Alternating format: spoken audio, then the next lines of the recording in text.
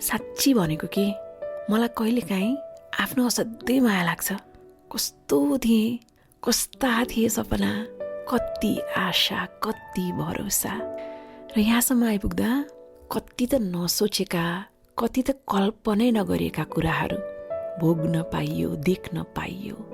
कति पटक त विचलित भएँ, कति पटक त रोएँ, कहिले आदेशले आँसु झर्यो, कहिले कसैको ढाडस पाएर खुसीले आँसु निस्कियो, विश्वास तोडियो, भरोसा भाँचियो। तर सोच्दै नसोचेको ठाउँबाट सहारा र साथ पनि त पाइयो। जे होस्, ए जिन्दगी सधैँ कृतज्ञ छु। कमजोर पाइलामा कहालिँदै कुना पसेको रात पनि याद छ। हार मान्ने छैन भनेर आफैले मन बाँधेर कदम अघि चालेको नि याद छ।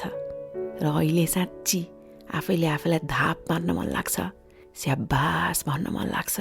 तर सकिएका छैनन् समस्याहरू, आइरहनेछन् चुनौतीहरू। कहिलेकाहीँ मन दुख्छ है, कहिलेकाहीँ कस्तो थकै लाग्छ है।